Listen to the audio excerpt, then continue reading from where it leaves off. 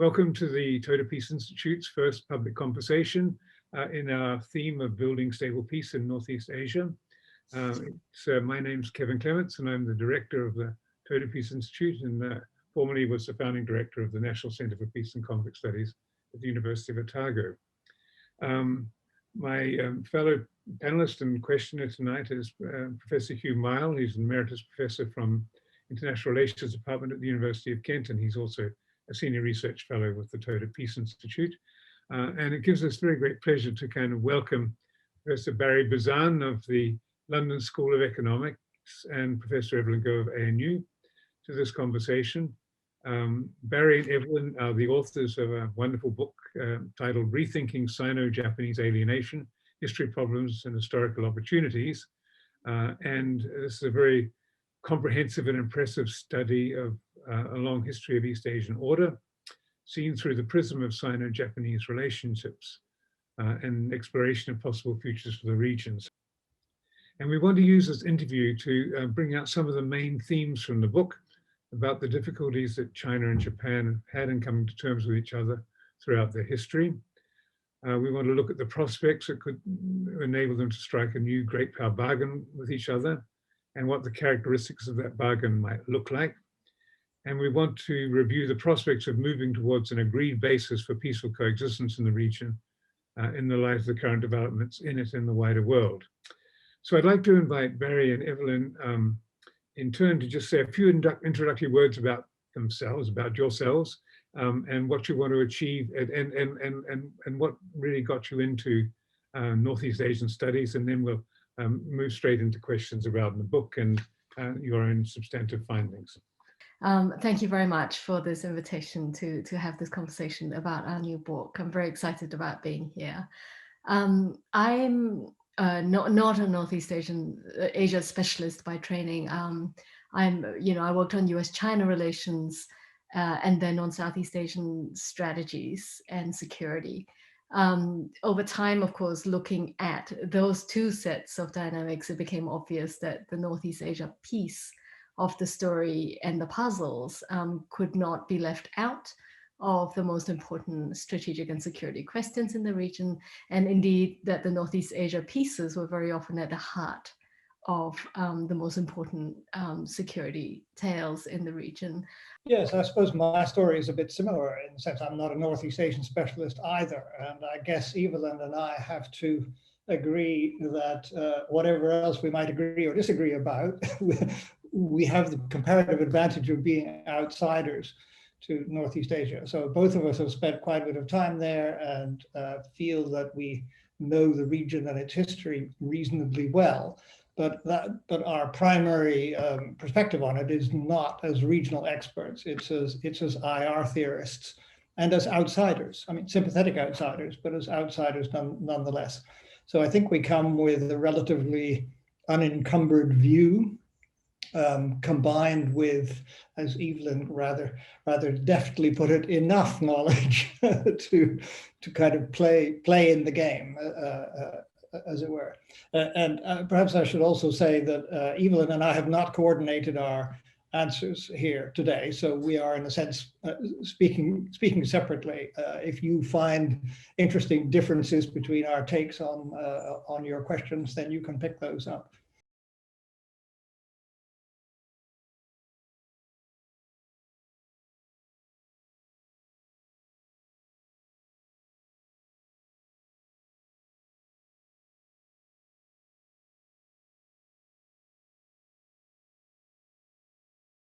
I mean, there are two questions there, but I think one story will answer them. I mean, the beginning of the story is that Japan and China both face a dual encounter with the West early on in the 19th century. But this dual encounter, it's dual because partly it's an encounter with Western power, and partly it's an encounter with the idea set of modernity. And as Jack Gray points out, the starting positions of the two are very similar, but their responses were very different. And that's, in a sense, the beginning of the dynamic that unfolds the story that we have to tell. Because Japan although it's not generally presented this way, Japan was actually in the first group of modernizers. I mean, Britain was first, and then there was sort of a few rounds of respondents, Germany and the US and France and Belgium and Russia and others. Japan was late in that group, along with kind of Italy and Spain and Russia, but it was in that group, and then there was nothing, right, for 100 years. So there's a first round of modernity, and Japan is inside that, right? It's not some kind of strange outlier, it's inside that. And that is, in a sense, the key to the story. Japan responded to this challenge extremely quickly. And because it did so, it created a unique situation in Northeast Asia where, in a sense, there was a modern country inside Northeast Asia, not only doing the modern thing in Northeast Asia, but also confronting the rest of the modern core outside it. So the dynamic in Northeast Asia was always different right from the start. Pretty much everywhere else, the locals, whoever they may be, faced an encounter with the West. But inside Northeast Asia, there was this dual encounter where the Chinese and Koreans and others had also to face Japan, and Japan had also to face the West. So it was a much more complicated, convoluted situation there. And that seems to me to be the key to the story as it unfolds. In the book, we make quite a feature of the fact that where this has ended up is in interesting parallel stories about the rise of China and the rise of Japan. If you separate them by 100 years, they begin to look remarkably similar, that they are both outsider Asian countries are rising into a largely Western-dominated global international society, thereby coming into rivalry with not just the other great powers, but particularly with the United States, and with that rivalry taking on a maritime aspect because of American interests in East Asia. So both of them are looking for primacy in East Asia. There's a lot of similarity to the pattern. Differences, of course, too. Japan is rising in an imperial international environment and plays that game, and China rose into a more or less liberal international order and has to some extent played that game. But the parallels are interesting ones.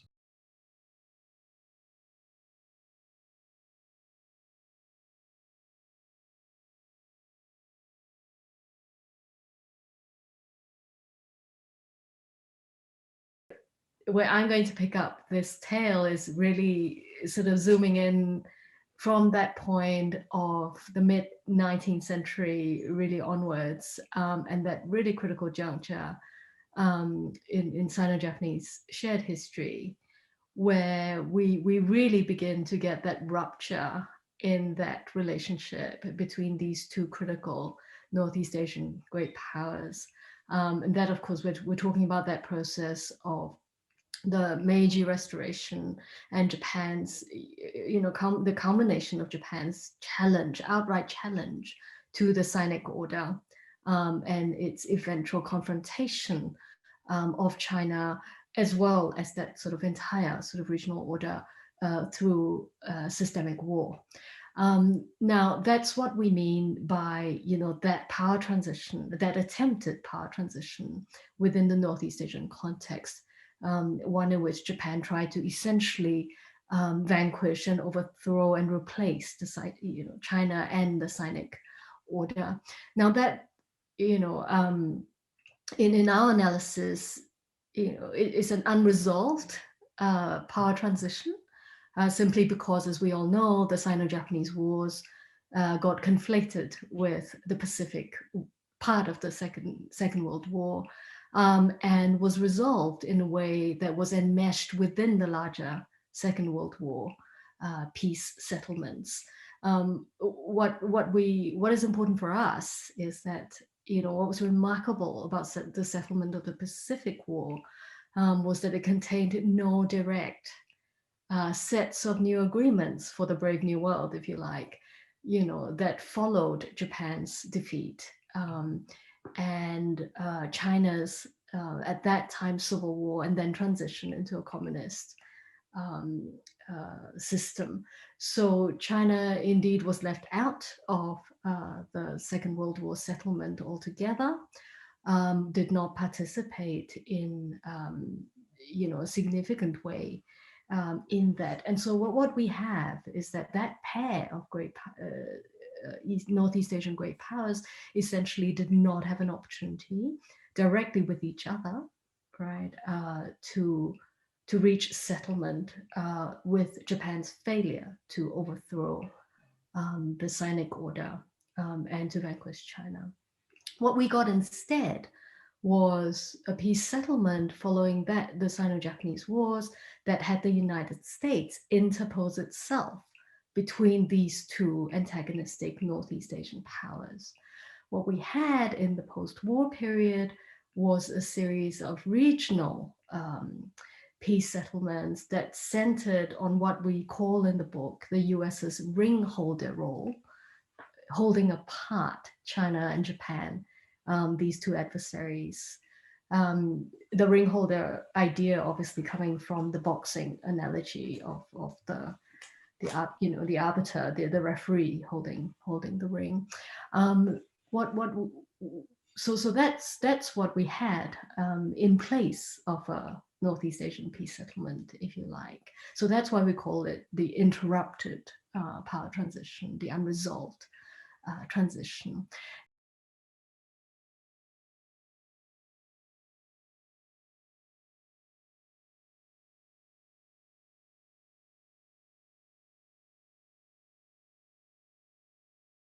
It works with our idea of the great power bargain.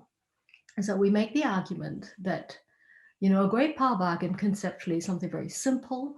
It's that set of shared understandings and political compromises that underpins any sustainable relationship between great powers. They don't have to be the same size or the same sort of weight, but between great powers and indeed between any powers of different, that for which a power asymmetry, holds. So it's a set of shared mutual understandings and compromises. Now, at its most sort of well-developed, most advanced, kind of situation, we might have a great power bargain that looks very much like power sharing, right? In a sort of duopoly, if you like. Short of that, though, we can still get a series of bargains. Essentially, we argue, and we set this out in much more detail in the book, but we essentially argue that there's got to be a series of shared understandings about things like mutual identities and roles in the shared order. There's got to be mutual agreement on forms of restraint, right, on each side, and so on and so forth. Now, the important thing about these bargains is that they're reciprocal understandings, right? The two sides each commit to a series of rights and responsibilities, which are conditional upon the other side actually sticking to their part in this. So we use this device in the book to essentially trace what happens, right, after that unresolved Sino-Japanese Wars settlement between China and Japan, and a series of partial bargains that go on after that. Now, the problem with the US ring holder bargain in the Pacific following the Second World War is that over time, this idea of the US standing between China and Japan as a form of sort of mutual restraint, to guarantee mutual restraint between these two powers, has declined over time. Right? The idea initially was that through its treaty with Japan, the US would restrain Japan, right, and thereby, foreclose the possibility of Japanese remilitarization, which was the thing China was worried about. And for Japan, the US forward positioning in the region would be a deterrent to potential Chinese assertiveness, aggression, and so on and so forth. That was the deal, right? That was the ring holding role. With the second post-Cold War developments, particularly the gradual expansion of Japan's military responsibilities and roles within the alliance framework, China has ceased to believe that the alliance exists to restrain Japan. Rather, it looks to China like the alliance really exists to facilitate Japanese remilitarization. From the Japanese point of view, similarly, particularly in the post-Cold War period, the idea that the US deterrence in the region would serve to prevent Chinese assertion and aggression, potential aggression, has also diminished with Chinese actions, particularly in the maritime realm in the region. So we've got a dissolution of that bargain, basically. And our argument in the book is that what we face today, manifested in part by the history disputes between China and Japan, is a result of a dissolution of that post-Second World War great power bargain that the US held between China and Japan. Essentially, we present four scenarios that we work through in quite a lot of detail for the way forward. And we work through what the bargains would have to be in each of these scenarios. And there's the four in solid color on this slide. Some continuation of the US ring holder scenario. We talk about what would need to change given that the current bargain is no longer sustainable in order for that ring holder scenario to come to pass. It's not a status quo scenario. Things have to change for that to come to pass. And then importantly, we talk about what we call G2 scenarios, two alternatives of condominiums, one between China and the US and one between China and Japan. For many, this is the most interesting part of the scenarios because these are the ones that are less likely, particularly the China-Japan condominium option, less likely to be paid attention to in the existing literature. And then finally, we talk about the red box there, the scenario of Chinese hegemony or Chinese leadership in the region. And now it's important to know that in most of the existing literature, one moves from the blue box straight to the red box, right? So being able to present these four different scenarios and the bargains that we pass out for each of these scenarios is, I think, quite a valuable exercise.